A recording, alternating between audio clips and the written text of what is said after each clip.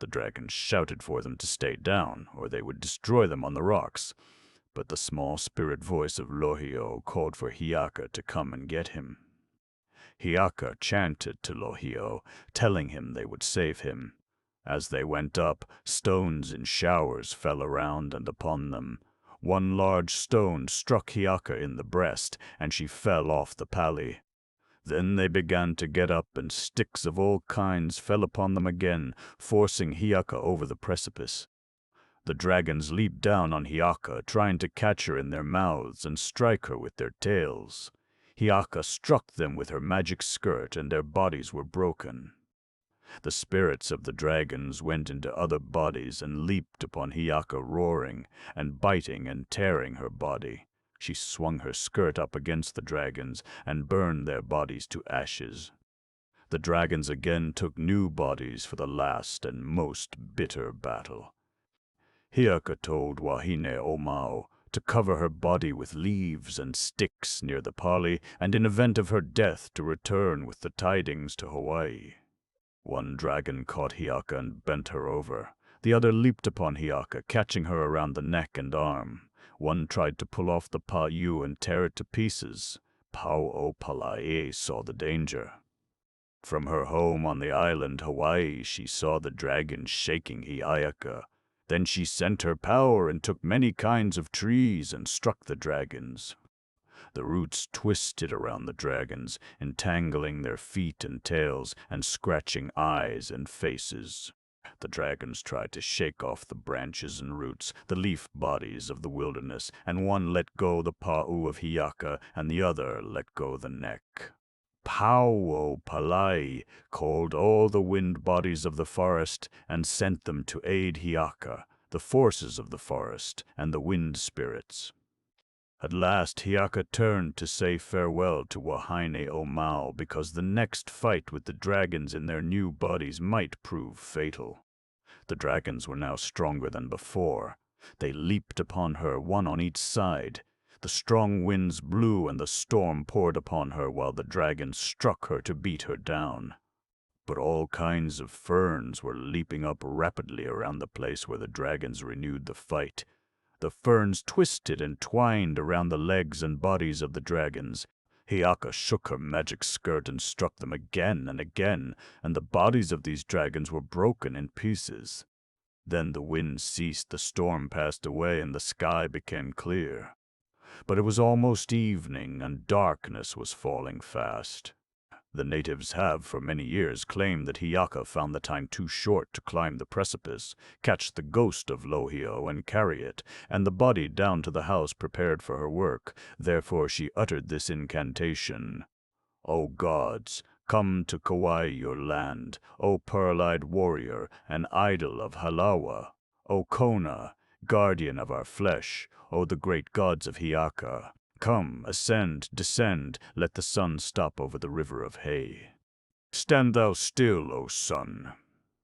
The sun waited, and its light rested on the precipice and pierced the deep shadows of the cave in which the body lay, while Hiaka sought Lohiau.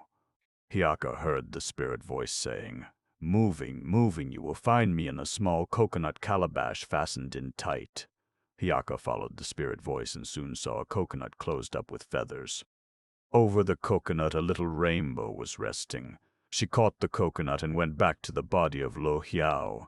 It had become very dark in the cave, but she did not care. This was as nothing to her. She took the bundle of the body of Lohiau and said, "We have the body and the spirit. We are ready now to go down to our house." Then she called the spirits of the many kinds of ferns of Pau'opalae to take the body down. The fern servants of Pau'opalae carried the bundle of the body down to the house. Hiaka said to her friend, "You ask how the spirit can be restored into the body. It is hard and mysterious and a work of the gods. We must gather all kinds of ferns and mail and lehua and flowers from the mountains. We must take welua, flowing water, and welani, rain, and put them into new calabashes to use in washing the body. Then pray. If my prayer is not broken, interrupted, or a mistake made, he will be alive. If the prayer is broken 4 times, life will not return. The servants of Pauopalai, the goddess of ferns, brought all manner of sweet-scented ferns, flowers, and leaves to make a bed for the body of Lohio, and to place around the inside of the house as fragrant paths by which the gods could come to aid the restoration to life. There were many prayers, sometimes to one class of gods and sometimes to another. The following prayer was offered to the Omakwas, or ghost gods, residing in cloudland and revealing themselves in different cloud forms. Dark is the prayer rising up to Kanaloa, rising up to the ancient home Kealohilani.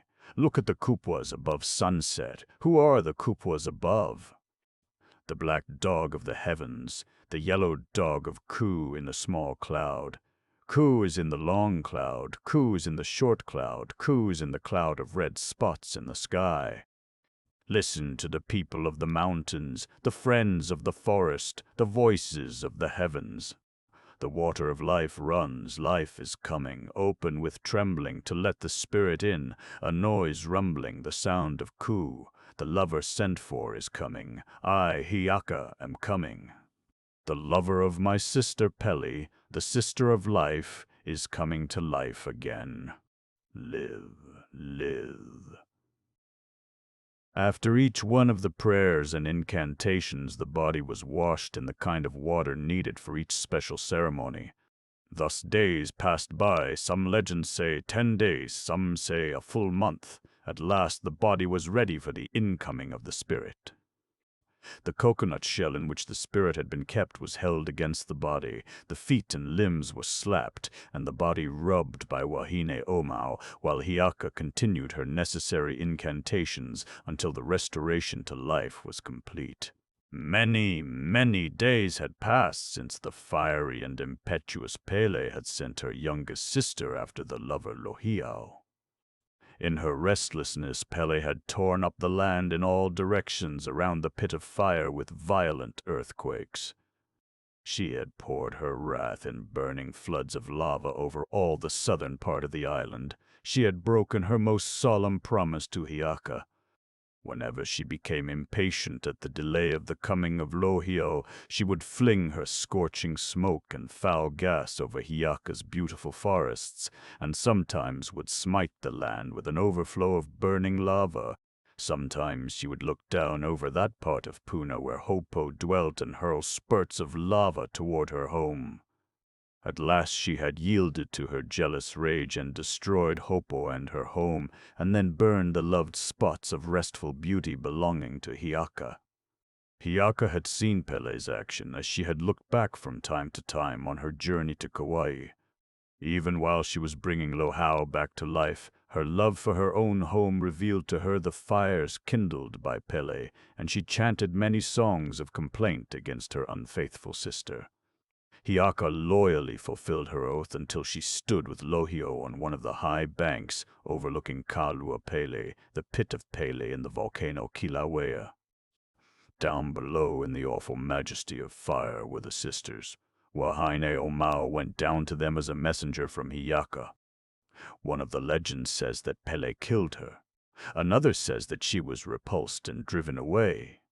Others say that Pele refused to listen to any report of the journey to Kauai and hurled Wahine Omau senseless into a hole near the fire pit and raved against Hiaka for the long time required in bringing Lohiau.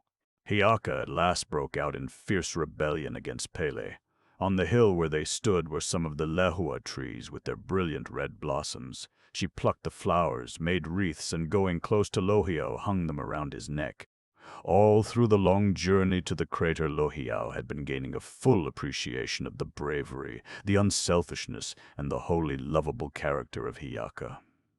He had proposed frequently that they be husband and wife. Now, as they stood on the brink of the crater with all the proof of Pele's oath breaking around them, Hiaka gave way entirely. She chanted while she fastened the flowers tightly around him, and while her arms were playing around his neck. Hiaka is the wife, caught in the embrace with the flowers. The slender thread is fast. Around him the leis from the land of the Lehuas are fastened. I am the wife. The clouds are blown down, hiding the sea at Hilo." Lohio had no longer any remnant of affection for Pele. Hiaka had fulfilled her vow, and Pele had broken all her promises.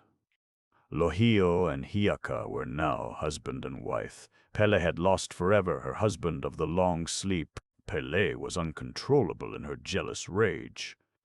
One of the legends says that even while Lohio and Hiaka were embracing each other, Pele ran up the hill and threw her arms around his feet, and black lava congealed over them. Then she caught his knees and then his body. Lava followed every clasp of the arms of Pele, until at last his whole body was engulfed in a lava flow. His spirit leaped from the body into some clumps of trees and ferns not far away. Another legend says that Pele sent her brother Lono Makua with his helpers to kindle eruptions around Lohio and Hiaka. This could not harm Hiaka, for she was at home in the worst violence of volcanic flames, but it meant death to Lohio. Lono Makua kindled fires all around Lohio, but for a long time refrained from attacking him. Hiaka could not see the pit as clearly as Lohio, so she asked if Pele's fires were coming. He chanted, "Hot is this mountain of the priest. Rain is weeping on the awa. I look over the rim of the crater. Roughly tossing is the lava below, coming up to the forest, attacking the trees, clouds of smoke from the crater." The lava came up, surrounding them. Tossing fountains of lava bespattered them. Wherever any spot of his body was touched, Lohio became stone. He uttered incantations and used all his powers as a sorcerer chief. The lava found it difficult to overwhelm him. Pele sent increased floods of burning rock upon him. Lohio's body was all turned to stone. His spirit fled from the pit to the cool places of a forest on a higher part of the surrounding mountains. Hiaka was crazed by the death of Lohio. She had fought against the eruption. Now she caught the lava, tore it to pieces, and broke down the walls toward the innermost depths of their lava home. She began to open the pit for the coming of the sea. Pele and her sisters were frightened. Pele called Wahine Omao from her prison and listened to the story of Hiaka's faithfulness. Chagrined and full of self-blame, she told Wahine Omao how to restore happiness to her friend. Wahine Omao went to Hiaka and softly chanted by the side of the crazy one who was breaking up the pit. She told the story of the journey after Lohio and the possibility of seeking the wandering ghost. Hiaka turned from the pit and sought Lohio. Many were the adventures in Ghostland. At last the ghost was found. Lohio's body was freed from the crust of lava and healed, and the ghost put back in its former home. A second time Hiaka had given life to Lohio. Hiaka and Lohio went to Kauai, where, as chief and chiefess, they lived happily until real death came to Lohio. Then Hiaka returned to her place in the Pele family. It was said that Wahine Omao became the wife of Lono Makua, the one kindling volcanic fire. 18. The annihilation of Keiu's army, almost exactly 34 years before Kapiolani defied the worship of the fire goddess Pele. Keiua, a high chief, lost a large part of his army near the volcano Kilauea. This was in November 1790. Lani Opuhu had been king over the island Hawaii. When he died in 1782, he left the kingdom to his son Kiwalau, giving the second place to his nephew Kamehameha. War soon arose between the cousins. Kamehameha defeated and killed the young king. Kiwalau's half-brother Keoa escaped to his district Kau on the southwestern side of the island. His uncle Keawe Mauhili escaped to his district Hilo on the southeastern side. For some years, the three factions practically let each other alone, although there was desultory fighting. Then the high chief of Hilo accepted Kamehameha as his king and sent his sons to aid Kamehameha in conquering the island Maui. Keoa was angry with his uncle Keawe Mauhili. He attacked Hilo, killed his uncle, and ravaged Kamehameha's lands along the northeastern side of the island. Kamehameha quickly returned from Maui and made an immediate attack on his enemy, who had taken possession of a fertile highland plain called Waimea. From this method of forcing unexpected battle came the Hawaiian saying, "The spear seeks Waimea like the wind." Keoua was defeated and driven through forests along the eastern side of Mauna Kea, the White Mountain, to Hilo. Then Kamehameha sent warriors around the western side of the island to attack Keoua's home district. Meanwhile, after a sea fight in which he defeated the chiefs of the islands, Maui and Oahu, he set his people to building a great temple chiefly for his war god Ka'ili. This was the last noted temple built on all the islands. Keoua heard of the attack on his home. Therefore he gave the fish ponds and fertile lands of Hilo to some of his chiefs, and hastened across the island with his army by way of a path near the volcano Kilauea. He divided his warriors into 3 parties, taking charge of the first in person. They passed the crater at a time of great volcanic activity. A native writer, probably Kamakau, in the native newspaper Kuokoa, 1867, describes the destruction of the central part of this army by an awful explosion from Kilauea. He said, "Thus was it done." Sand, ashes, and stones grew up from the pit into a very high column of fire, standing straight up. The mountains of Mauna Kea and Mauna Loa were below it. The people, even from Kauaihehe, a seaport on the opposite side of the mountains, saw this wonderful column with fire glowing and blazing to its very top. When this column became great, it blew all to pieces into sand and ashes and great stones, which for some days continued to fall around the sides of Kilauea. Men, women, and children were killed.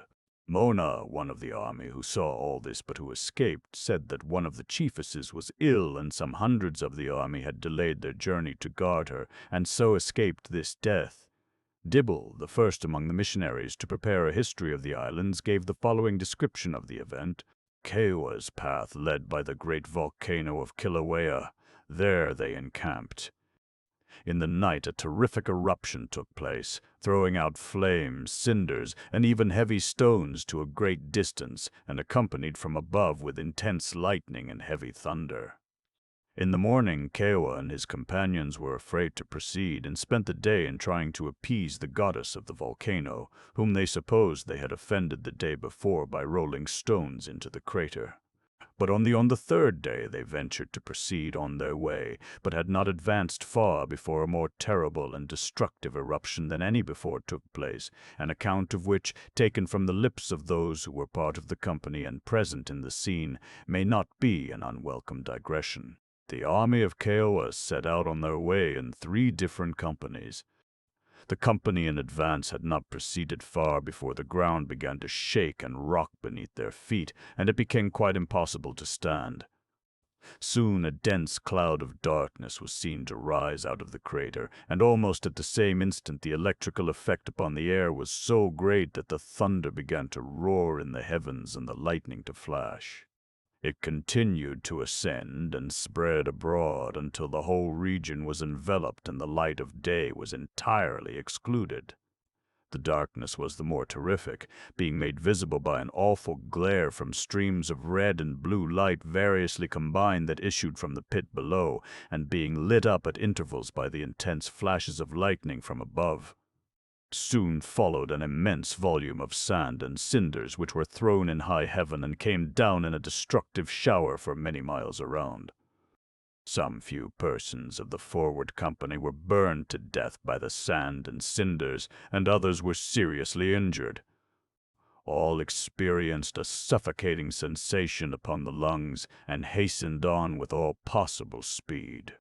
The rear body, which was nearest the volcano at the time of the eruption, seemed to suffer the least injury, and after the earthquake and shower of sand had passed over, hastened forward to escape the dangers which threatened them, and rejoicing in mutual congratulations that they had been preserved in the midst of such imminent peril.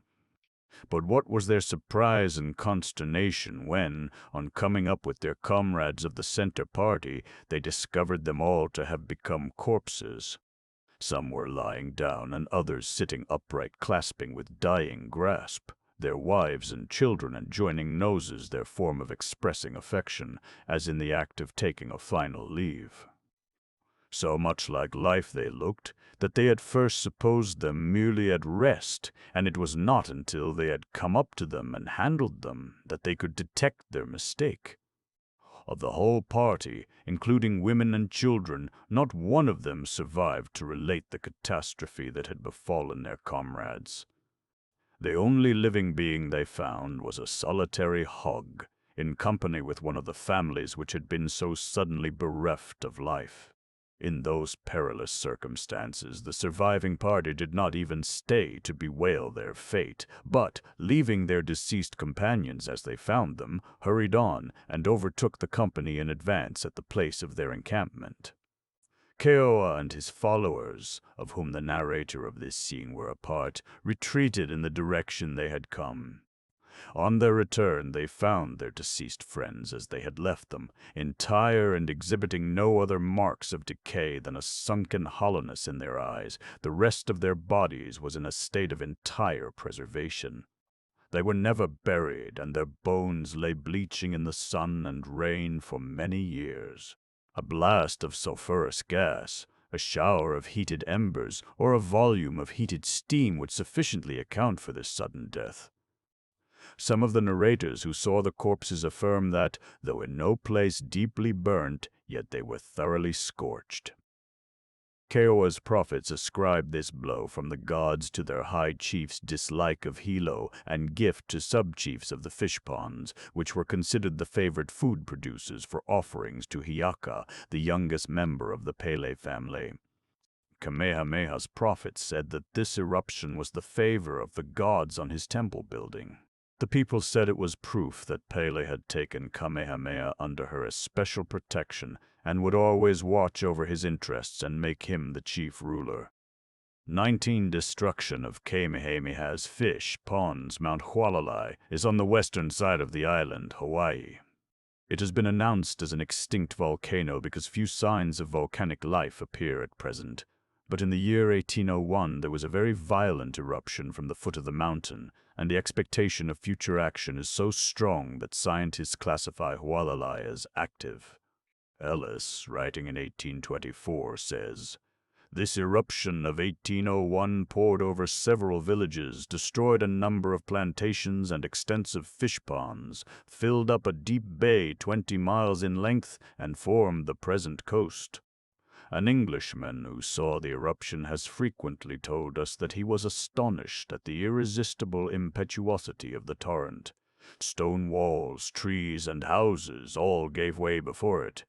Even large masses or rocks of ancient lava, when surrounded by the fiery stream, soon split into small fragments, and falling into the burning mass appeared to melt again while borne by it down the mountainside. Numerous offerings were presented, and many hogs were thrown alive into the stream to appease the anger of the gods, by whom they supposed it was directed, and to stay its devastating course. All seemed unavailing until one day King Kamehameha went to the flowing lava, attended by a large retinue of chiefs and priests, and, as the most valuable offering he could make, cut off part of his own hair, which was always considered sacred, and threw it into the torrent.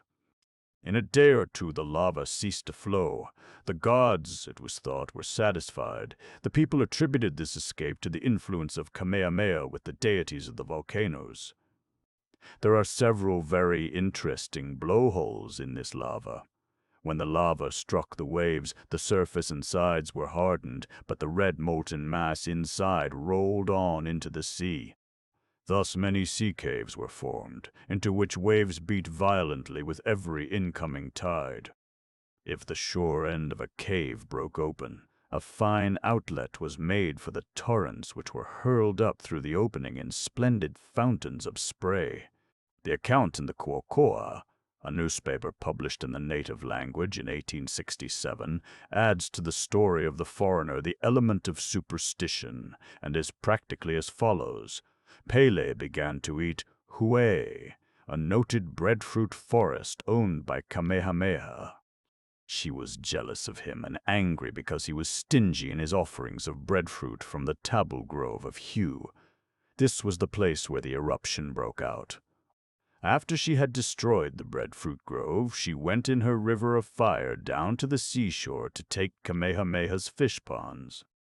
She greatly desired the awa fish with the mullet in the fish pond at Kiholo, and she wanted the aku or bonita in the fish pond at Ka'aelehulu.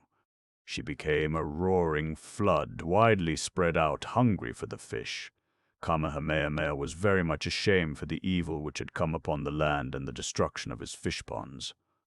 Villages had been overwhelmed. Several coconut groves had been destroyed, and lava land was built out into the sea. There were no priests who could stop this eruption by their priestly skill. Their powers were dulled in the presence of Pele. They offered pigs and fruits of all kinds, throwing them into the fire. They uttered all their known incantations and prayers. They called to the Omakwas, ancestor ghost, gods, but without avail.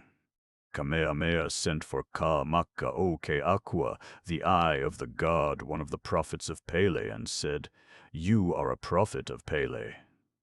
I have sent for you because I am much distressed by the destruction of the land and the ponds by the sea. How can I quiet the anger of Pele?" The prophet bowed his head for a time, then looking up said, "The anger of the god will cease when you offer sacrifice to her." The king said, "Perhaps you will take the sacrifice." The prophet said, "From the old time even until now there has been no prophet or priest of the Mo'o or dragon clan who has done this thing. It would not please the goddess. The high chief of the troubled land with a prophet or priest is the only one who can make peace. He must take his own offering to the fire as to an altar in a temple. Then the anger of the goddess will be satisfied and the trouble ended." Kamehameha said, "I am afraid of Pele. Perhaps I shall be killed." The prophet replied, "You shall not die." The king prepared offerings and sacrifices for Pele and, as a royal priest, went to the place where the lava was still pouring in floods out of its newborn crater. Kahumanu the queen and many other high chiefs and chiefesses thought they would go and die with him if Pele should persist in punishing him. One of the high chiefesses, Ululani, had lost a child some time before. This child after death was given to Pele with sacrifices and ceremonies which would make it one of the ghost gods connected with the Pele family. A prophet told Kayahumanu, "The Pele who is in the front of this outburst of fire is not strange to us. It is the child of Ululani." Kayahumanu took Ululani with her to the side of the lava flow. There they saw the lava like a river of fire flowing toward the west, going straight down to the sea with leaping flames and uplifting fountains of smoke. There was a very strong flashing light breaking out at the front of the descending lava. Ululani asked, "Who is that very strange fire in front of Pele?" The fire was active as if it had life in itself. The prophet replied, "That is the child among the Aumakuas. That is your firstborn." Then came great winds and a mighty storm. Houses were overturned and trees blown down. Kamehameha and the prophet went up to the side of the lava and placed offerings and sacrifices in the flowing fire. They prayed to Pele, but the fire burned on. Kamehameha then cut some of the hair from his head and threw it in the fire as his last offering, thus giving himself to the god of fire.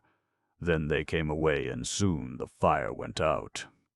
It should be remembered that in recent years, when a lava flow came down on the city of Hilo, threatening its destruction, Princess Ruth, one of the last of the Kamehameha family, went from Honolulu to Hilo and up to the River of Lava with the feeling that a Kamehameha who was under the especial protection of Pele could intercede for the welfare of the people.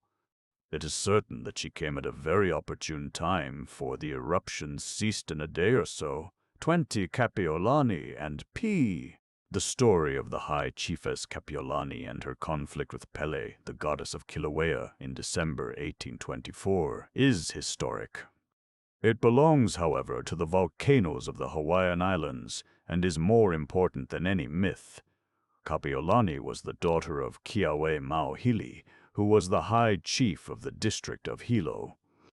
He was the uncle of Kiwalau, the young king of the island Hawaii, who was killed by Kamehameha's warriors when Kamehameha became king of that island.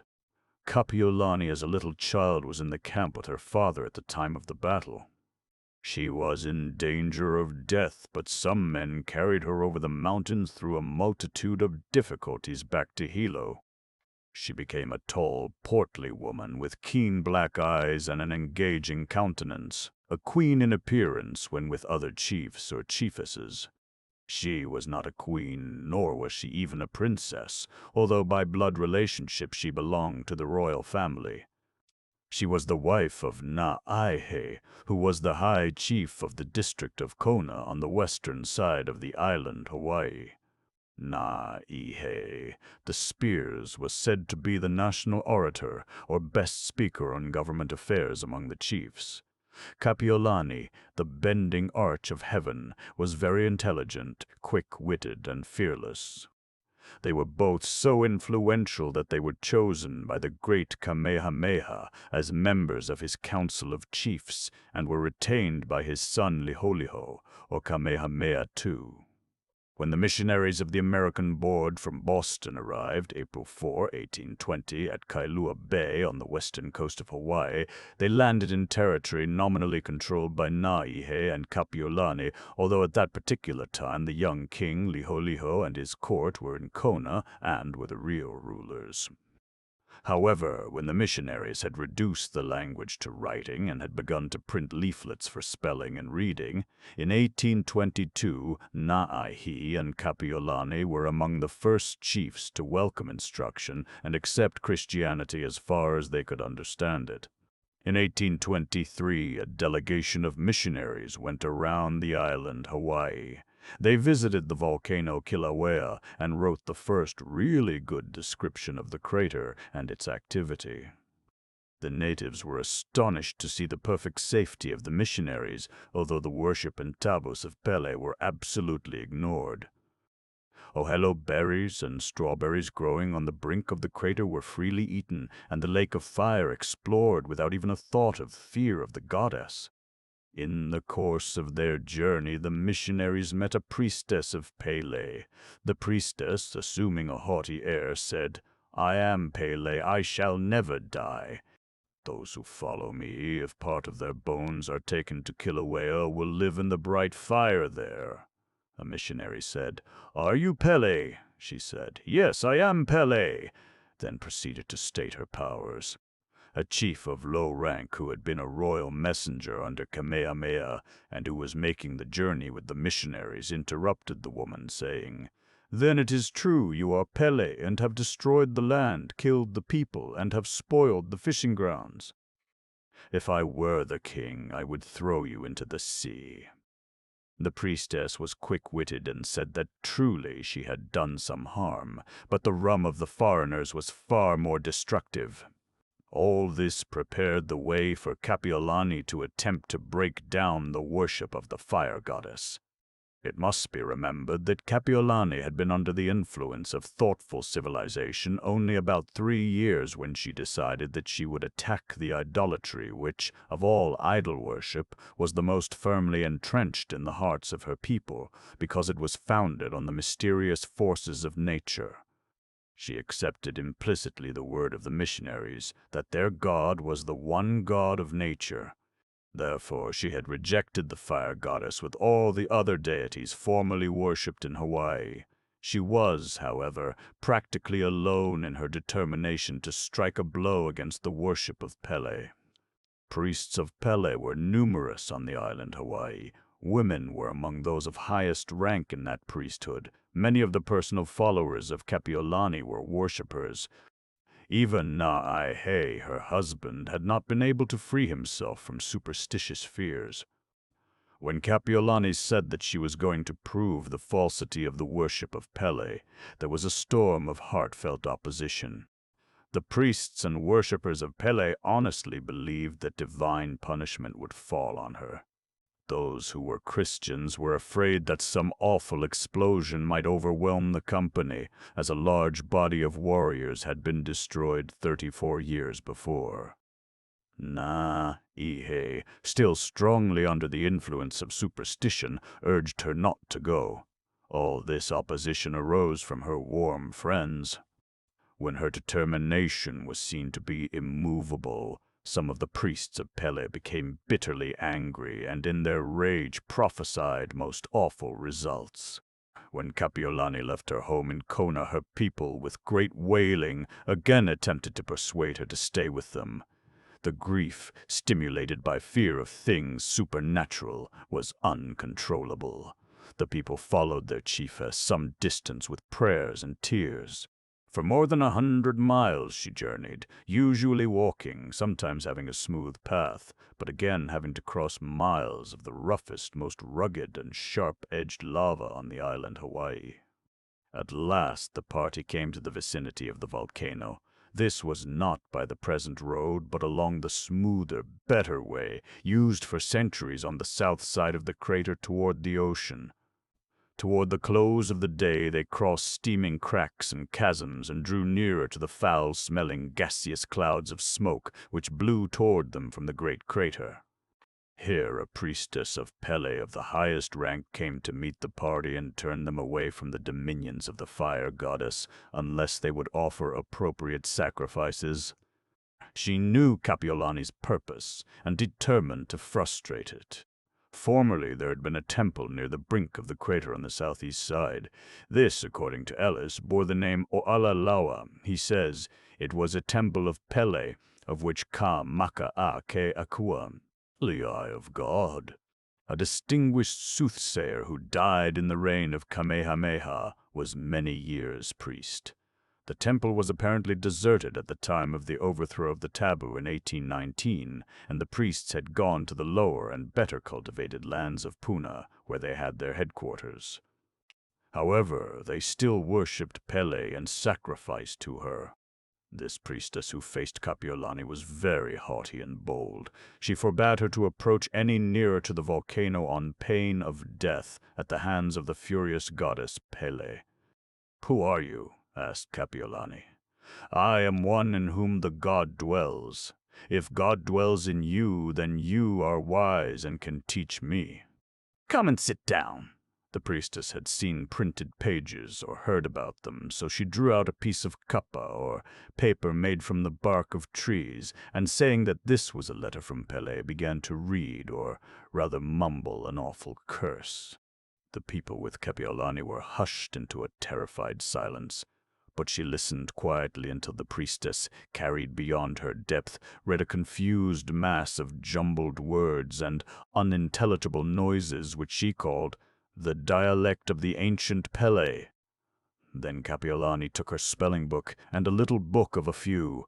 "Your God, but we have not understood it. Now I will read you a message which you can understand, for I too have a letter." Then she read clearly the biblical sentences printed in the spelling book and some of the hymns. The priestess was silenced. Meanwhile, the missionaries at Hilo, 150 miles from Kona, heard that Kapiolani had started on this strenuous undertaking. They felt that some one of the Christian teachers should be with her. Mr. Ruggles had been without shoes for several months and could not go. Mr. Goodrich, the other missionary stationed at Hilo, was almost as badly off, but was more accustomed to traveling barefoot. So he went up through the tangled masses of sharp-edged lava, grass, strong-leaved ferns, and thick woods to meet the chiefess as she came to the crater. Kapiolani passed the priestess, went on to the crater, met Mr. Goodrich, and was much affected by the effort he had made to aid her in her attempt to break down the worship of Pele. It was now evening, and a hut was built to shelter her until the next day came, when she could have the opportunity of descending into the crater. Mr. Richards, a missionary, later wrote as follows: "Along the way to the volcano she was accosted by multitudes and entreated not to proceed. She answered, 'If I am destroyed, then you may all believe in Pele, but if I am not, you must all turn to the true writings.' The great crater at that time had a black ledge or shelf, below which the active lakes and fountains of fire in many places broke through and kept turbulent a continually changing mass over 5 miles in circumference. Here, in the large cones built up by leaping lava, the natives said, were the homes of the family of Pele. Here the deities amused themselves in games. The roaring of the furnaces and crackling of flames was the music of drums beaten for the accompaniment of the household dances. The red flaming surge was the surf wherein they played. As the morning light brought a wonderful view of the Lua Pele, the pit of Pele, with its great masses of steam and smoke rising from the immense field of volcanic activity below, and as the rush of mighty waves of lava broke again and again against the black ledge with a roar exceeding that of a storm-driven surf beating upon rocky shores, and as fierce explosions of gases bursting from the underworld in a continual cannonade deafened the ears of the company, Kapiolani prepared to go down to defy Pele. This must have been one of the few grand scenes of history. There was the strong, brave convert to Christianity standing above the open lake of fire, the red glowing lava rolling in waves below, with rough blocks of hardened lava on every side, the locks, Pele's hair of the fire goddess, torn out and whirling around in the air, the timid, fearful faces of the people and their attitude of terror and anxiety showing the half-hope that the taboo might be broken and the half-dread lest the evil spirit might breathe fire upon them and destroy them at once. Mr. Richards says, "A man whose duty it was to feed Pele by throwing berries and the like into the volcano entreated her to go no farther. 'And what,' said she, 'will be the harm?' The man replied, 'You will die by Pele.' Kapiolani answered, 'I shall not die by your god.' That fire was kindled by my god. The man was silent, and she went onward, descending several hundred feet, and there joined in a prayer to Jehovah. She also ate the berries consecrated to Pele, and threw stones into the volcano. Bingham, in his Sandwich Islands, says, "Then with the terrific bellowing and whizzing of the volcanic gases they mingled their voices in a solemn hymn of praise to the true God, and at the instance of the chiefess Alapai, one of Kapiolani's attendants, led them in prayer." The party returned to the brink of the crater and journeyed down to Hilo. Alexander, in the History of the Hawaiian People, says, "This has justly been called one of the greatest acts of moral courage ever performed." Richard states that the leader of Kapiolani's party said to him, "All the people of the district saw that she was not injured and have pronounced Pele to be powerless." The influence of Kapiolani against this most influential form of idolatrous worship was felt throughout the whole nation. In 1836, 12 years later, Reverend Titus Cohen wrote about the coming of many natives into a Christian life. He says, "In 1836, 12 years after the visit of Kapiolani, among these converts was the high priest of the volcano. He was more than 6 feet tall, and was of lofty bearing. He had been an idolater, a drunkard, an adulterer, a robber, and a murderer. His sister was more haughty and stubborn. She, too, was tall and majestic in her bearing.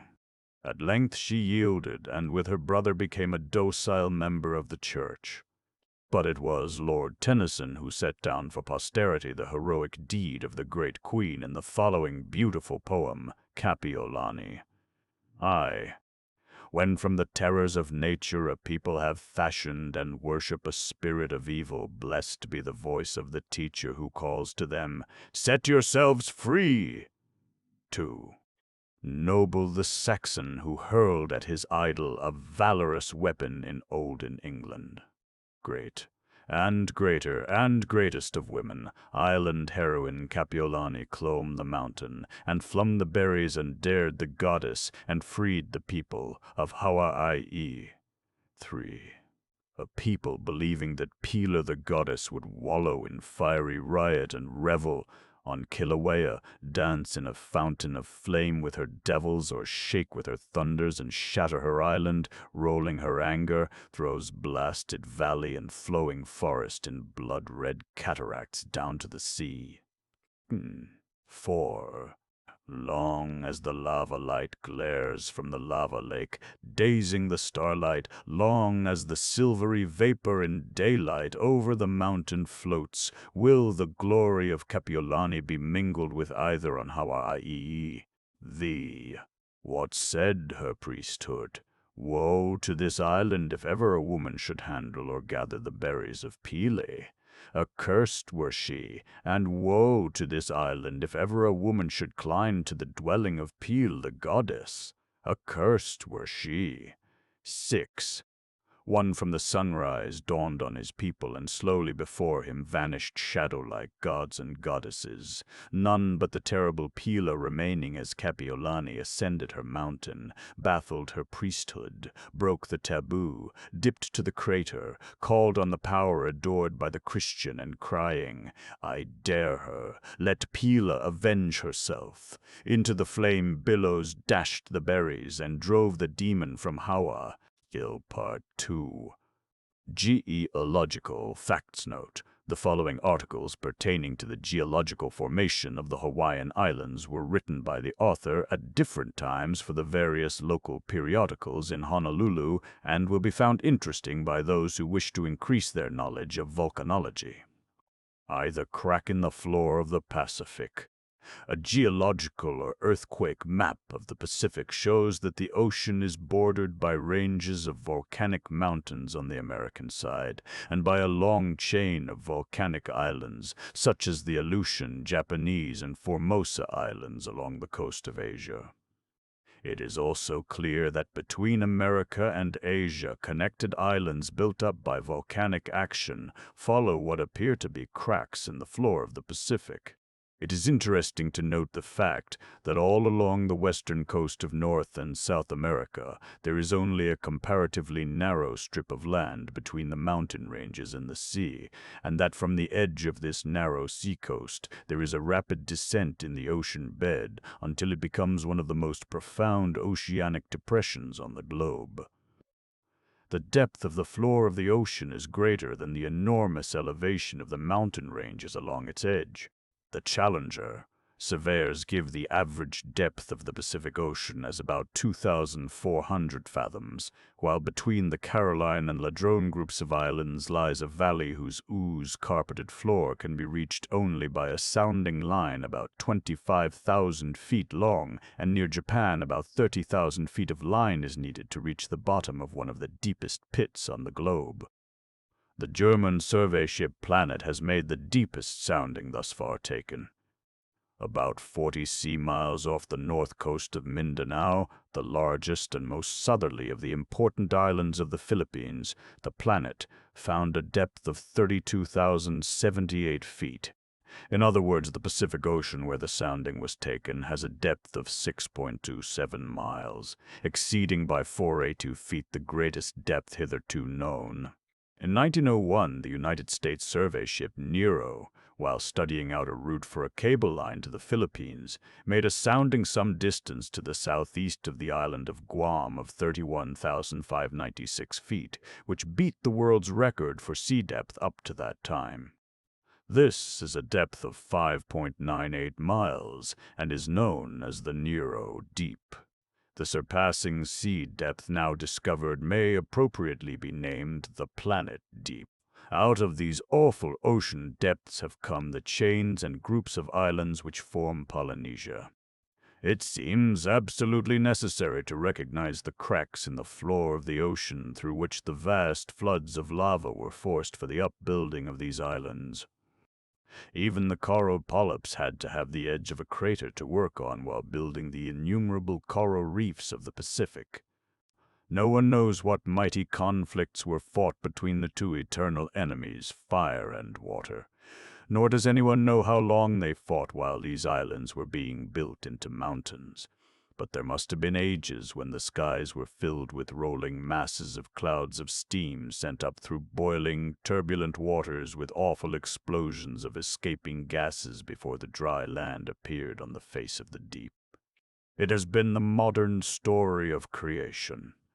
There were boiling seas and skies always covered with vast masses of steam clouds, then ages of mountain building at the hands of chaotic fire rock, and the subsequent ages of the disintegration of lava, forming soil for the coming of plant and animal life. The building of these islands has been a most stupendous task, and the chains of islands resulting from the tremendous volcanic energy still exhibit immense activity.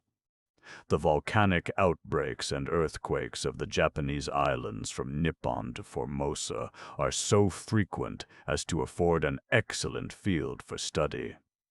The New Zealand islands have a volcanic region around Rotorua, which is visited by numbers of tourists every year. Islands appear and disappear in the Western Pacific. None of the islands have so good a tradition of these turbulent times as the Hawaiian group, and they have only a statement made by William Ellis in his book, A Tour Through Hawaii, published in 1826.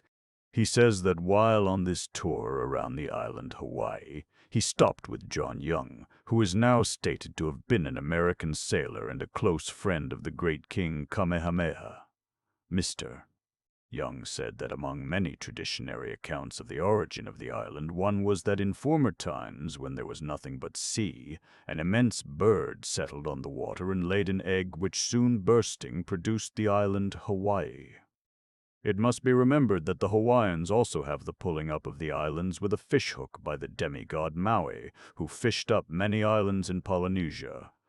It has been nearly 100 years since Ellis made the brief reference to the production of an island by the explosion of the egg, and now it is impossible to secure any enlargement of the legend. The story stands as an ancient memory of volcanic activity so mighty and so extensive as to produce islands in the time of human experience. To Hawaii volcano s.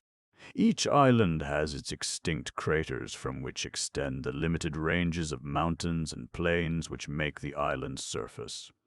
These large craters are from a few hundred to over 13,000 feet in altitude. They seem to have had mighty explosions after they had been built into mountains, and one side of the crater has usually been blown out or has slid down into the ocean, leaving very high, steep side walls around irregularly shaped valleys opening toward the sea. In these craters and between them and the sea are many small craters which mark the most recent eruptions on the various islands. There are no legends of the origin of any of these large craters, whether extinct or active. There are very interesting stories connected with many of them, and there are legends of the origin of some of the small extinct craters which lie at the bases of the mountain ranges. These usually are ascribed to the fire goddess Pele, who came to the Hawaiian group ages after the islands were built, and who only succeeded in starting eruptions of no great importance until she found her present home in the volcano Kilauea. These small extinct craters mark the progress of Pele's journey through the islands. The large mountains of all the islands, except Hawaii, have no hot springs and no outlets for steam or hot air which would indicate any remnant of living fire still abiding in them. Nor are there any very noticeable earthquake shocks in these other islands, even at the time when the island Hawaii is pouring floods of lava down its mountainsides and is shaking its inhabitants with great force. Open volcanic activity is confined to the mountains of Hawaii. The mountains of Maui, especially Haleakala, are called active because of historic eruptions and signs of hidden fire.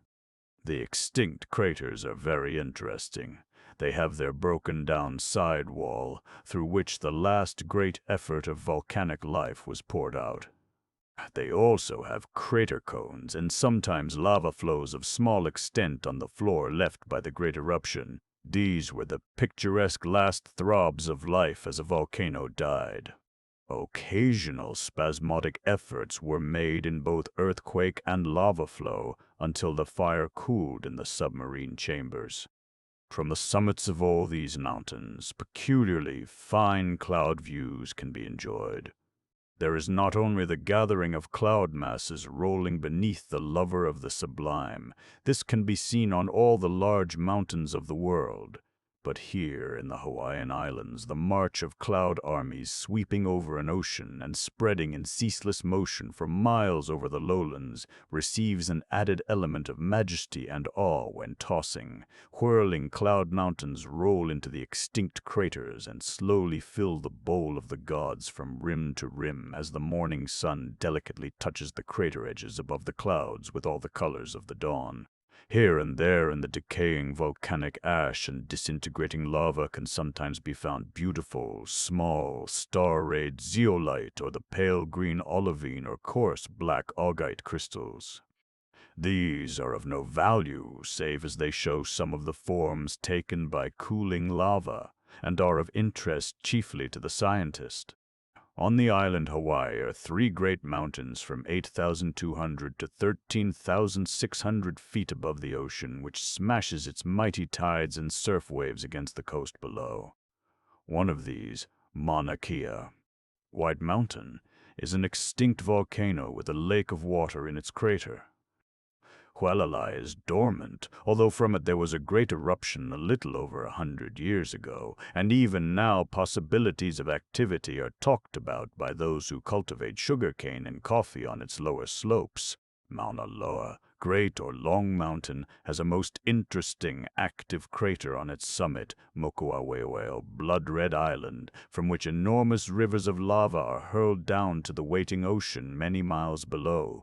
What is said to be the most active crater in the world, Kilauea, lies on an eastern spur of Mauna Loa at an elevation of 4,000 feet above the sea. This crater is a great cauldron or pit crater and has been known among the Hawaiians for centuries as Ka Lua Pele, the Pit of Pele.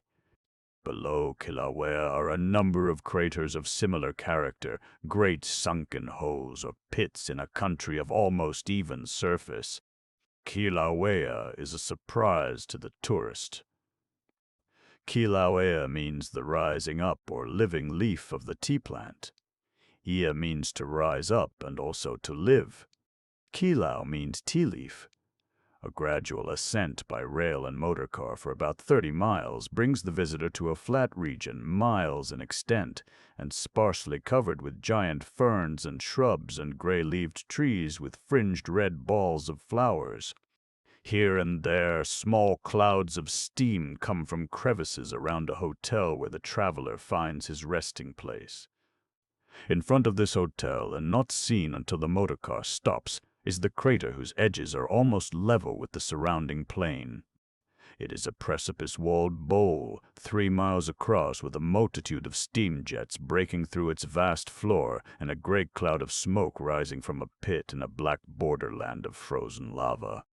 Kilauea looks like a congealed lake whose glossy black hard waves had hardened while rolling and struggling with each other under some fierce tempest. It is, however, a cone ascending gradually to the fire pit from these precipitous edges of the bowl. Under the smoke cloud of the pit lies the always active lake of fire, Ka Lua Pele, the Pit of Pele, the traditional home of the goddess Pele, now called Halemaumau, house fixed or continuing. From this volcano, Kilauea, and the crater Mokuaweweo, which lies like an island in the top of Mauna Loa, nearly 10,000 feet higher, come enormous and sometimes destructive lava flows. They are called rivers of lava, but a lava river, unlike a stream of water, flows underneath a continually cooling and hardening crumpled surface, pushing its way from under and at last leaving long tunnels. Sometimes new lava melts through the walls of these caves and pours along the path left ages before, frequently finding an outlet even under the waves of the sea. The natives say Pele has gone to the sea by the Alahuna, the hidden path. There are two kinds of lava which these rivers carry down. One, in cooling, becomes very smooth and hard. Its surface shines like black satin. Professor C.H. Hitchcock, the eminent geologist, says, the name Pahoho signifies having the aspect of satin or having a shining, smooth surface. It is quite hummocky and shows a wrinkled, ropey structure. The glossy part is real volcanic glass shining on the surface because the silica, which is used in making glass, rises to the top of the cooling lava. It is lighter than the other ingredients. This Pahoho lava is abundant in the lava fields around Mexico City. The name AA, which signifies torn up by roots, is the name given to another kind of lava. An AA flow is lava changed into bristling, ragged rocks, with innumerable fine, sharp edges cutting like fragments of broken glass. It appears very much like slag from iron furnaces, only infinitely worse to handle. These two Hawaiian names are now the accepted scientific names for these classes of lava the world over. In 1911, the first successful attempt to secure the temperature of the boiling lava in the Lake of Fire was made scientifically. Professor F.G. Parrott came from his observatory by Vesuvius, and Professor E.G.G. Shepard from the Geophysical Laboratory of the Carnegie Institution at Washington to study Kilauea, following the beginning of such observations already established by Professor Jagger of the Massachusetts Institute of Technology. They stretched a wire cable 1,500 feet long from wall to wall over the Lake of Fire. They ran wires through pulleys along this cable and dropped the best instruments they had with them straight down. Some of these were broken before registration could be secured. The last thermometer registered 1850 degrees Fahrenheit, remaining steadily at that point until the thermometer was withdrawn. Later it was again lowered, but, according to Professor Shepard, Pele arose in her wrath, grasped the thermometer, flung hot lava on the supporting wires, thereby weakening them, and then, with a final jerk, broke the thermometer from its supports and swallowed it. Pele seems to like ironware for diet. The record of from 1800 degrees to 2000 degrees Fahrenheit seems to be the normal heat of the Lake of Fire, sometimes, of course, rising much higher under special conditions. The scientific observers, when speaking of lava heat, usually say it is 1850 degrees Fahrenheit. 3. Volcanic activity. In a little notebook in Hilo is a record which from time to time has been studied and copied frequently by visiting scientists. The missionary mother who put down the facts therein recorded never dreamed of being scientific. She simply kept a record. In 1832, Mrs. Sarah J. Lyman came to Hilo, where her husband founded the Hilo Boys Boarding School, a school, by the way, after which the great Hampton Institute of Virginia was patterned. On October the 3rd, 1833, she was tossed around in her home in a way somewhat alarming. She opened her little notebook and wrote, 2 earthquakes, one of them heavy. She had a little curiosity to see how frequently these earthquakes disturbed her home. Thus the record went on from month to month and year to year, earthquake, motion up and down, heavy shake, stone walls down, cream shaken off the milk, 4 a.m., all the family aroused, jar and a noise like distant cannon, tremendous shock, brace ourselves to stand up, Kaimimiki. Sea shaken by an earthquake, all motions combined, earth like the sea. At one time the record ran, frequent jars, severe, so many I have ceased to count. Interspersed through this concise and interesting story of earthquakes told in a few word pictures are many references to other volcanic phenomena. Activity, great in Mokuaweoweo. Mountain clear for several days, the smoke is marked. Light, brilliant at night, snow extensive on both mountains. The year 1868 has been marked as the volcano year of Hawaiian history. Mr. F.S.S. Lyman, now living in Hilo, wrote a journal letter which was quoted in full. He writes as follows about the earthquake. March 27-31, 1868. A sudden eruption from Mauna Loa, no forewarning, a spray of red lava thrown high in the air, followed by a great stream of smoke rising up thousands of feet. In Kau we had quite a sprinkling of Pele's hair, peculiar earthquakes, first hard shakes, then a swaying motion, as if the whole island were swaying back and forth and we with it. March 31. From about 10 p.m. to 2 a.m., the shaking was incessant. Thursday, April 2nd, we experienced the most fearful of earthquakes. The earth swayed north, south, east, west, round and round, up and down, and in every imaginable direction, everything crashing around us, trees thrashing as if torn by a mighty wind, impossible to stand. We had to sit on the ground, bracing with hands and feet to keep from rolling over. Mr. H.M. Whitney, editor of the Advertiser, says that the number of shocks which occurred at Waiohinu from March 29 to April 10 was estimated at upwards of 2,000. The heaviest shock, that of April 2, destroyed every church and nearly every dwelling in the whole district. This earthquake was felt very sensibly in Honolulu. Following the earthquake came a great tidal wave at Punaluu. It rolled in over the tops of coconut trees, probably 60 feet high at least, driving all floating rubbish inland about a quarter of a mile, taking with it, when it returned to the sea, houses, men and women, and everything movable. Mr. Lyman wrote, "We could see the shore." All along the seashore, from directly below us to Punaluu, about 3 or 4 miles, the sea was boiling and foaming furiously, all red. 2 remarkable eruptions accompanied this earthquake.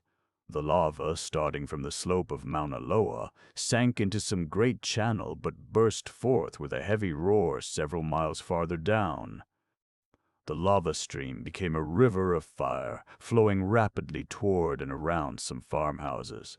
The inmates had barely time to escape. The path by which they fled was covered with lava within 10 minutes after they passed over it. Animals and even human beings perished. The number of deaths were between 80 and 100. This eruption flowed 10 miles in 2 hours, and continued 5 days, destroying many thousands of acres of good lands.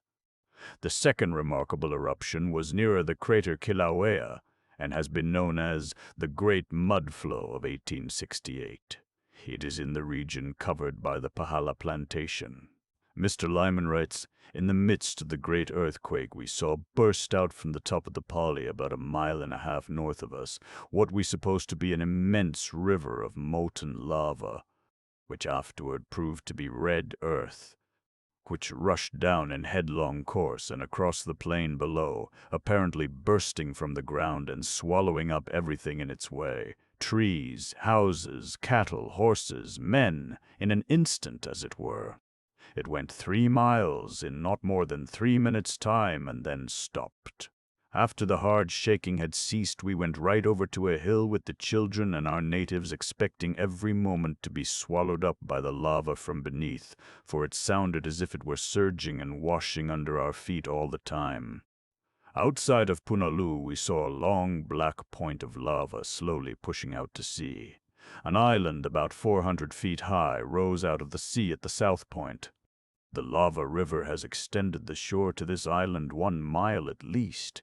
Mrs. Lyman wrote, Jan. 30, 1875, light exceedingly brilliant.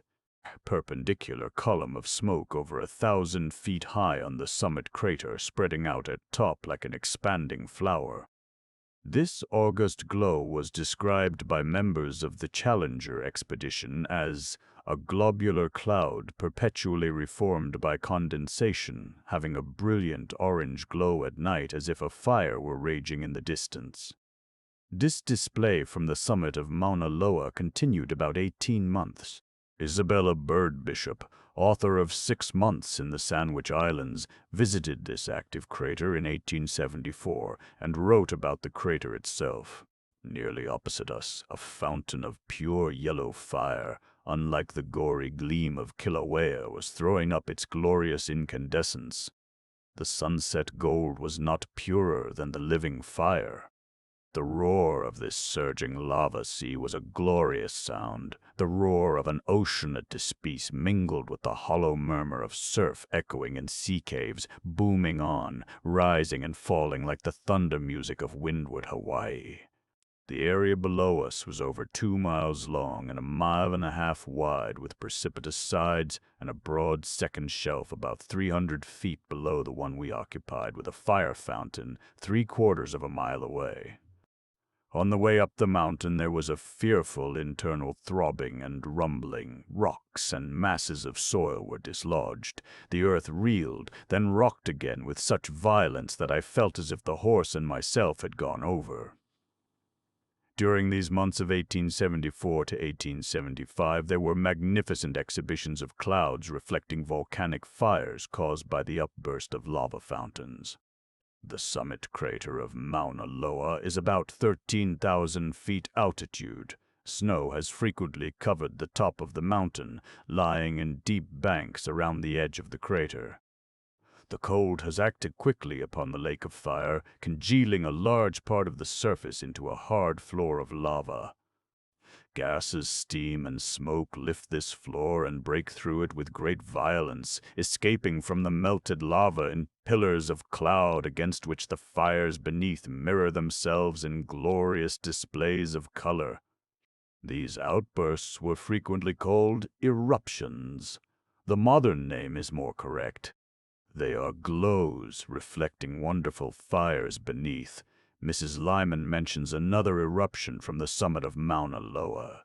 1877, Feb. 14, eruption seen on the mountain. 10 days extinct, then broke out lower down the mountain and reached the sea in a few days near Kaiawaloa, Kealakekua Bay.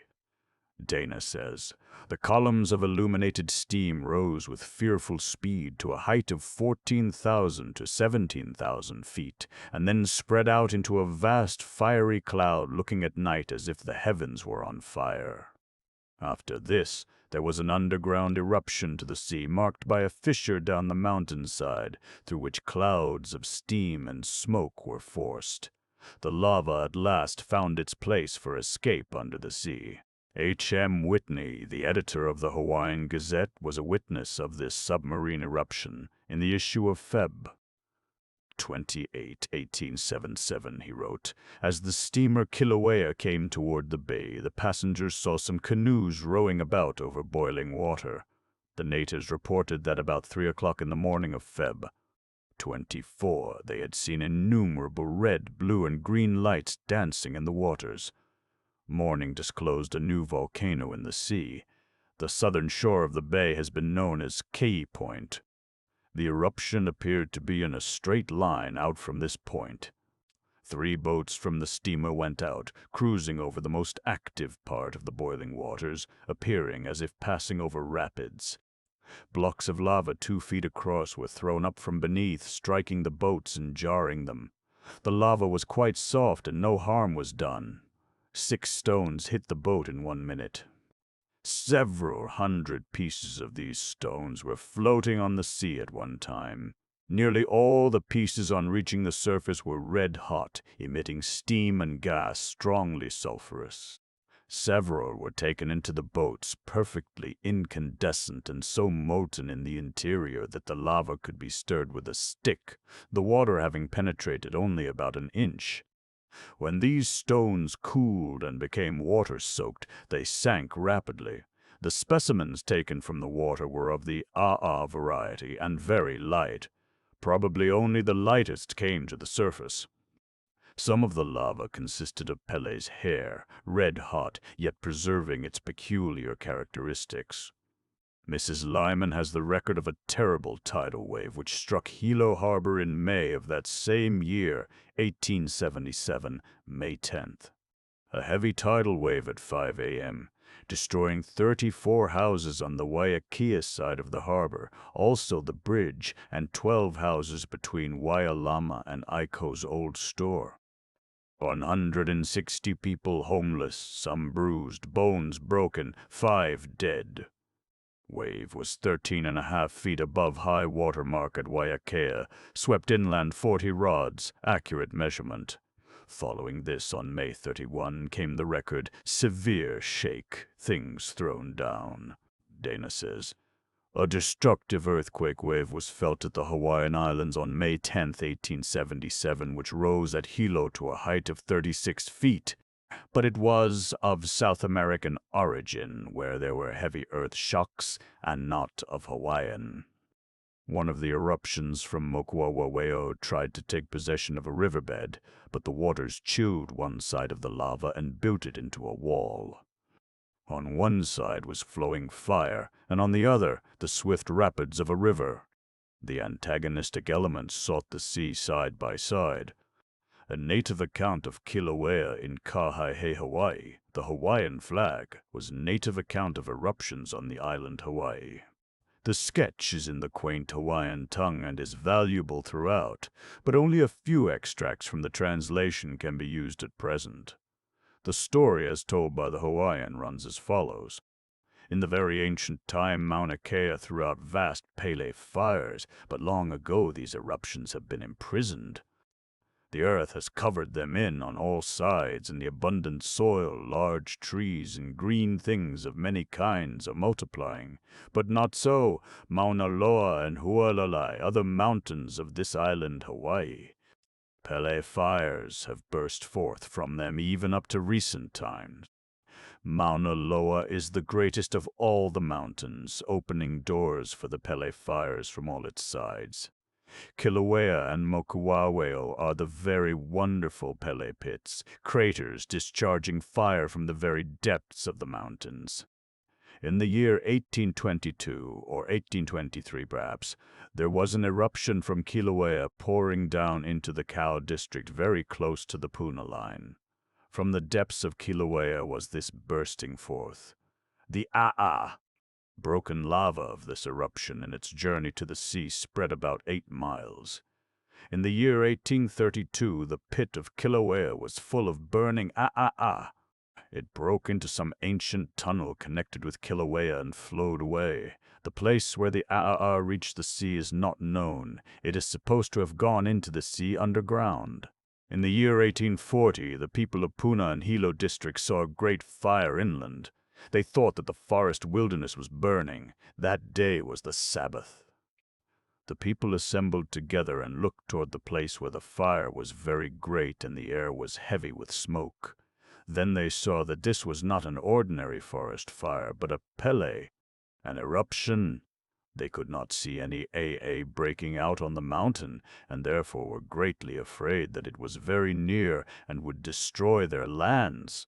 Volumes of smoke rolled, curling upward, while the strong steam burst forth with reports like the firing of cannon. On the 4th day of June, that eruption poured down into the sea. Narrow was the flow in steep places and spread out widely in others. Where it came to the sea, mighty was the stormy rage and the boiling of the sea, the steam rising in clouds to the sky. There were built up on the beach 2 hills of black sand, about 400 feet in height. Only on the side from which the wind blew could anyone come near. On the other side the smoke was very strong, offensive, and sickening like a volcano. Then there were burning ashes destroying every green thing for many miles. The lands of the people of Nanaweli were quickly made a desolate wilderness by the heat and the overflowing lava. Some animals were caught by the lava and burned to death. None of the people were destroyed. They escaped with poverty. A curious and interesting statement is made by the Hawaiian fishermen of Waikiki concerning a peculiar disturbance of the sea simultaneous with all seasons of volcanic agitation. One of the older and more intelligent fishermen says that from his boyhood he has known a pushing up and down, backward and forward, of the waters every time that Mauna Loa has shown activity in either of its great craters. Fish nets are so tossed about that it is almost impossible to retain any fish in them.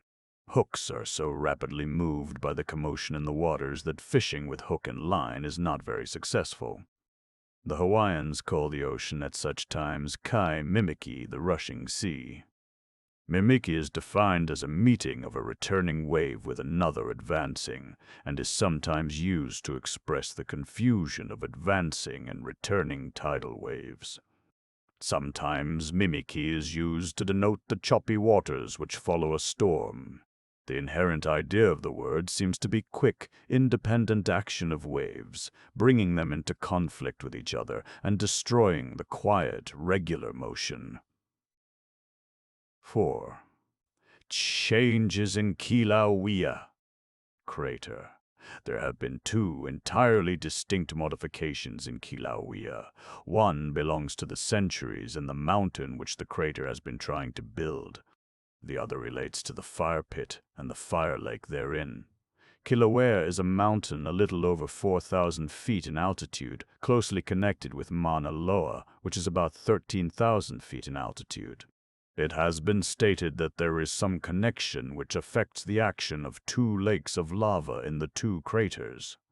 Kilauea is a great bowl sunken in a plain which seems level but which slopes decidedly toward the large mountain on the one side and the ocean on the other.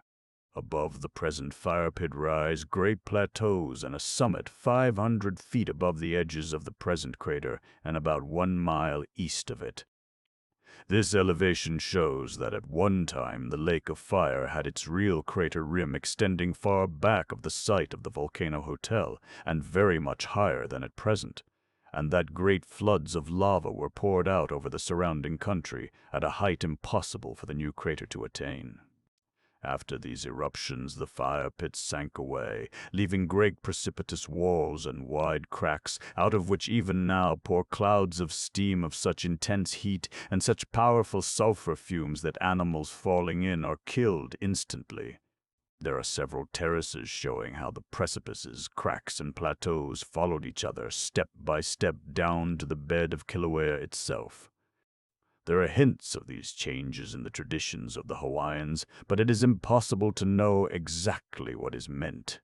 Reverend Villian Ellis, author of Polynesian Researches, and a deputation of the American missionaries studying the opportunities for missionary labor while making a tour around Hawaii in 1823, visited Kilauea and wrote the following description of the volcano.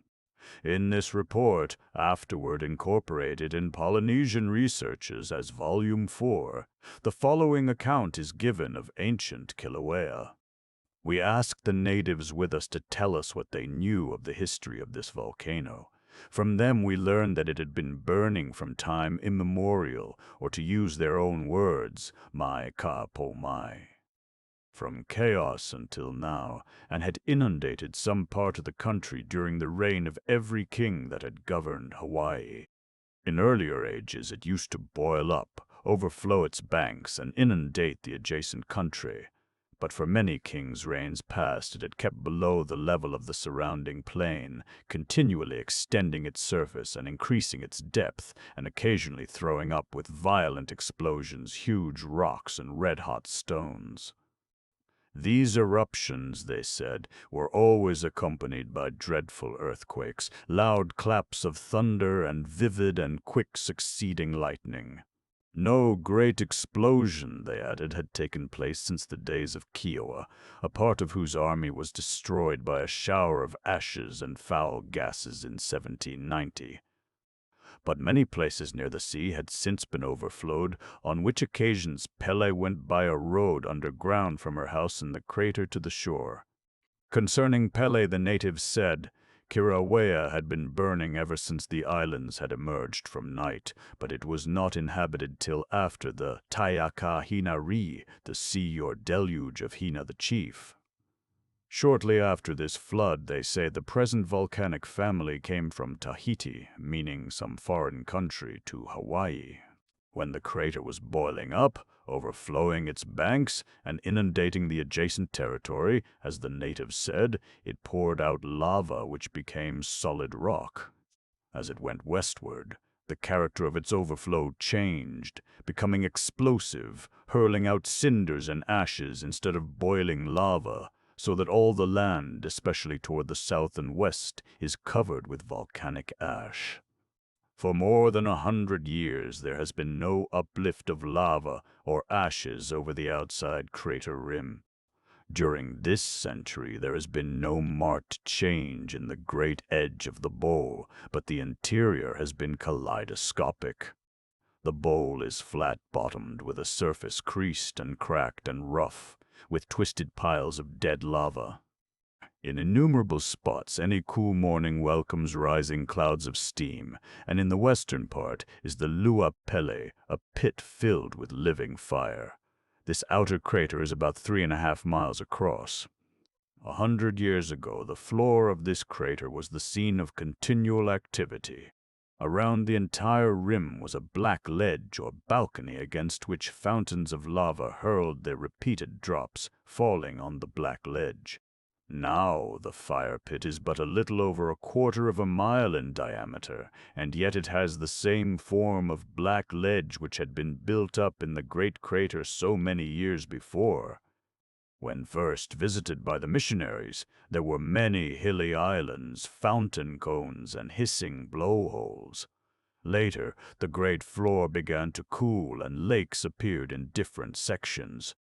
In 1890, when the writer first saw the home of the fire goddess, there were 3 lakes through which eruptive gases burst with explosions like the continual rattle of artillery, and there were 2 great rivers of lava flowing across the wide black floor of the vast crater.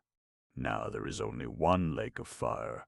Ka Lua Pele, the pit of Pele, is at present on a small scale what the crater of Kilauea was in its magnitude in 1823 and for many years thereafter.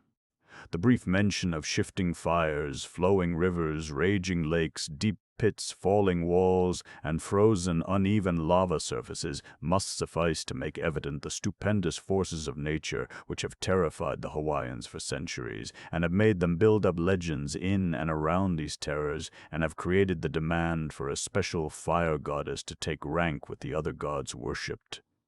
V. Foundation of the Observatory. Excerpts from the report of the Hawaiian Volcano Observatory, Jan. Miksh, 1912. Published by the Society of Arts of the Massachusetts Institute of Technology, Boston. The Hawaiian Volcano Observatory, now in operation for 5 years from July 1, 1912, under the direction of the Department of Geology of the Massachusetts Institute of Technology, is the result and culmination of a succession of investigations, constructions, appointments, and expeditions, mostly under that institution, which began in 1898 with the building of a small geodetic observatory in Boston.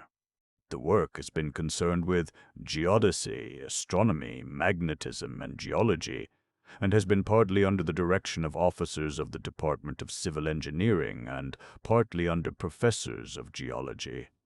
The result of this activity that had the most direct bearing on the establishment of the Volcano Observatory was its influence on the trustees of the Whitney Estates, who, on July 1, 1909, gave to the Institute the sum of $25,000 as a memorial of Edward and Caroline Rogers Whitney of Boston for the conduct of research or teaching in geophysics to include investigations in seismology, conducted with a view to the protection of human life and property, present preference being that some investigations in geophysics be undertaken in Hawaii. The purpose of the science of geophysics is to investigate all the physical and chemical processes going on in the Earth. Recent disasters such as Messina and San Francisco have shown how defective, for humane and practical purposes, our knowledge of these processes is. Before the intervention of the Whitney trustees, it had been the desire of the Institute to secure a volcanic site in order to observe the local activities of a particular volcano, as well as the waves which pass through the earth from distant earthquakes. Professor Jagger had, for some time past, been investigating and considering this subject. After mature deliberation, Professor Jagger concluded that Kilauea affords the best point for the location of the proposed observatory among those places in the world which have come to his knowledge for the following reasons. 1. At other volcanoes, the eruptions are more explosive, and an observatory located close enough to the center of activity is in some danger. Kilauea, while displaying great and varied activity, is relatively safe. 2. Other volcanoes are more or less connected in chains, making many stations necessary in order to determine the relations of the different craters to each other. Kilauea and Mauna Loa form an isolated center of activity, over 2,000 miles from the nearest active vent, so that the phenomena of these two vents can be recorded without complications occasioned by other nearby centers. 3. Kilauea is very accessible. The nearby harbor at Hilo is only 31 miles distant. It may be reached by railroad in a good driveway, and Honolulu, a center of traffic and science, is easily reached in a day. 4. The Central Pacific position is unique and is of advantage for recording distant earthquakes through the uninterrupted seafloor which lies between Hawaii and many earthquake places such as South America, Mexico, and Japan. For expeditions in case of disaster or otherwise, a relatively short route is assured, with abundant means of transportation to Pacific and East Indian ports. For the study of the deep-sea floor, Hawaii is obviously favorable. 5. The climate is uniform and the air clear for astronomical work. 6. There are frequent small earthquakes which are of great interest for technical reasons. 7. The remarkable distribution of both hot and cold underground waters in Hawaii needs careful study, and this has an important bearing on agriculture as well as upon science.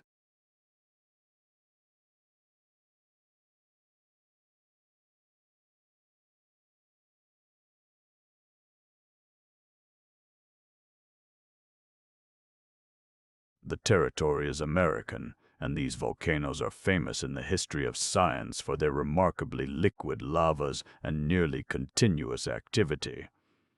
Professor Jagger consequently advised those interested: 1. To erect buildings on the brink of the volcano of Kilauea, in which to house the instruments, library, and offices for working up and tabulating the statistics, records, and information obtained. 2. To set apart a room for a local museum to exhibit to visitors instruments, plans, diagrams, maps, and photographs. This will be of value and exciting interest, with a view to securing an endowment. 3. To welcome advanced students from either the Institute or other institutions for special work in the laboratory. 4. To erect subordinate instrument stations with self-recording instruments and to employ voluntary observers at various points hereafter to be determined. It is hoped that eventually some work will be done by the staff of the observatory in the study of tides, soundings, earthquake waves, and the movements of the coastline of the island. 5. To send expeditions to other volcanic and earthquake belts for comparative studies. 6. To carry on research, as may seem expedient, in terrestrial gravitation, magnetism, and variation of latitude. 7. To make a geological survey of the island of Hawaii. It is hoped that this will lead to a thorough survey of the whole territory by the United States Geological Survey. He added that the main object of all the work should be humanitarian, earthquake prediction, and methods of protecting life and property on the basis of sound scientific achievement. Results obtained in connection with all subjects of investigation should be promptly published in the form of bulletins and memoirs. In pursuit of these ideas, Professor Jagger proceeded to enlist support from the Chamber of Commerce and the leading citizens of Honolulu. A generous response came from a number of organizations, including the Bishop Museum and individuals. The total amount promised was $3,450 per year for a period of 5 years. This sum was not sufficient to do the work satisfactorily, and the development of the plan was halted in consequence. The subscription of the Bishop Museum was made upon the condition that the Institute shall furnish the trustees without expense, except for transportation, samples of all museum specimens collected, properly described, also copies of all published maps, surveys, and literature made by the Institute in connection with Hawaiian interests. Seattle. In the course of a journey to Japan, Mr. Jagger visited the volcano Kilauea in Hawaii twice, in March and in July 1909. Professor Daly spent the summer in the Hawaiian Islands, making careful study of Kilauea, and the result of his work has since been published in Volume 47, No. 3, of the Proceedings of the American Academy of Arts and Sciences under the title The Nature of Volcanic Action. Both of these expeditions were at private expense. In 1910, the first available income of the Whitney Fund was used in the construction of special resistance thermometers made by Leeds and Northrop at Baltimore under the direction of Doctors A.L.L. Day and E.S. Shepard of the Geophysical Laboratory of the Carnegie Institution of Washington. Dr. Day, director of this laboratory, in correspondence with Professors Daly and Jagger during the winter of 1909-10, agreed to send Dr. Day $9,000 Shepard to Kilauea and provide traveling expenses if the Institute of Technology would provide instruments and living expenses during a stay at the volcano house devoted to measurement of the temperature of liquid lava.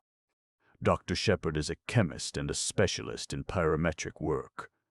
With the aid of Institute engineers, a cableway was designed for spanning the inner pit of Halemaumau, wherewith by a wire trolley system pyrometric apparatus might be lowered into the lava. During 1909 and 1910, 3 seismographs, in addition to the Bosch Omori instruments already obtained with Whitney funds, were constructed for the Institute in Tokyo under Dr. Omori's direction and shipped to Honolulu. For 2 years in succession, 1910 and 1911, it was impossible for any of the professors of geology at the Institute to go to Hawaii, so arrangements were made with Mr. F.A.A. Parrott of Springfield, Mass., and Naples, Italy, to take Professor Jagger's place in an expedition to Kilauea for the measurement of temperatures as agreed with the Carnegie Geophysical Laboratory. The sum of $2,100 from the Whitney and other geological research funds of the Institute was expended on this expedition. The Institute is indebted to the Carnegie Geophysical Laboratory for cooperation and for the thermo-element which was used in the final test, and to the Volcanic Research Society of Springfield, Mass., for the loan of the services of Mr. Parrott, his salary being continued by that society during his Hawaiian journey. Mr. Parrott built a wooden camp on the edge of the pit Halemaumau, which he called the Technology Station, and where he lived. It will appear from the foregoing that the work bearing on a proposed volcano observatory in Hawaii up to 1912 was instituted and carried forward by the Massachusetts Institute of Technology. That institution was materially aided in the conduct of this work by voluntary subscription among citizens of Honolulu. Some $6,100, in addition to salaries, was spent by the Institute of Technology for its officers for work in Hawaii prior to 1912, and after Mr. Parrott's departure in November 1911, an appropriation of $1,700 for Professor Jagger's work in Hawaii in the winter of 1912 was made from technology funds. The subscription fund provided for in Honolulu in 1909 was revived on October 5, 1911, at a luncheon at the University Club, given for the organization of a Hawaiian Volcano Research Association. The net result of this meeting was to establish an association in Honolulu for the subscription of money to volcano research. The committee representative of this association determined to name the organization Hawaiian Volcano Research Association. Funds for the running expense of an observatory on Hawaii to the amount of $5,000 annually for 5 years from January 1, 1912, exclusive of the funds furnished by the Massachusetts Institute of Technology, were subscribed, the full amount in the event of failure on the part of individual subscribers being guaranteed by Mr. Clarence H. Guise. Cook, treasurer, through the generosity of Mr. Cook and his associates of the estate of CML. Cook, Ltd. The institute was prepared to cooperate with the Hawaiian Volcano Research Association by becoming its largest subscriber for the 5 years through the income of the Whitney Fund and the current payment to its seismological fund. On January 19, a subscription was started in the town of Hilo to provide funds wherewith to build a laboratory near the Volcano House for the use of the representative of the Massachusetts Institute of Technology engaged in volcanic research. This proposal met a most hearty response, and within a few days, 5785 was subscribed. The land for the observatory, a tract of about 3 acres, was obtained on a sublease for 15 years to October 1, 1927, from the Volcano House Company with the consent of the trustees of the Bishop Estate, the owners of the land. This tract is on the edge of the cliff directly opposite the grounds of the Volcano House on the south side of the Punakau Road. The observatory is built of Oregon pine and is equipped with 2 laboratories, the director's room, photographic darkroom, and storeroom on the main floor. A veranda extending along 2 sides commands extensive views of the 3 volcanoes, Kilauea, Mauna Loa, and Mauna Kea. In front there is a concrete post for geodetic and photographic experiments. The furniture includes large cases of drawers for storage of specimens, maps, or photographs, and there are work and drafting tables. The Whitney Laboratory of Seismology, 18 feet square, is a basement room of concrete floored on the solid ledge of basalt. This is the rock of the uppermost layer of the cliff which here borders the greater crater of Kilauea. The cellar was dug through 50 feet of ash and pumice which make the surface soil. The piers for seismographs were designed for a set of instruments built in Tokyo in 1910 under the direction of Professor Omori and purchased with the income of the Whitney Fund. On January 24, 1912, Mr. F. B. Dodge of Honolulu arrived at the volcano to become assistant to the director, and during the ensuing weeks, arrangements were completed and trigonometric stations installed whereby a daily survey of the active lava pool could be made. The territorial government loaned the services of a part of the prison gang which does the road work for the territory of Hawaii, to clear the land, dig the cellar, and build the roadway of the observatory. An additional hut constructed wholly without iron for possible magnetic work was built on the verge of Halemaumau for direct instrumental observations of the lava, under shelter. The fundamental idea expressed at the time of the formation of the Hawaiian Volcano Research Association was to the effect that the crater observations should be continuous and permanent. From the point of view of the educator, however, there is another equally vital work to be accomplished by such an experiment station as the Hawaiian Volcano Observatory, namely, provision for scientific hospitality. The study of geophysics and geochemistry in the field is so extensive and inclusive a department of science that no resident staff could hope to cover the whole field without large expense and a very large working force. Moreover, the spirit of generous exchange of opportunity and of ideas in science, with a liberal welcome to serious students of all schools, is modern and novel and should promote the most rapid progress. Accordingly, it is proposed in the Hawaiian Observatory to combine 2 objects, record of facts of volcanology and seismology by the permanent staff, and surveys in the field of special topics by expert specialists invited to come from other institutions.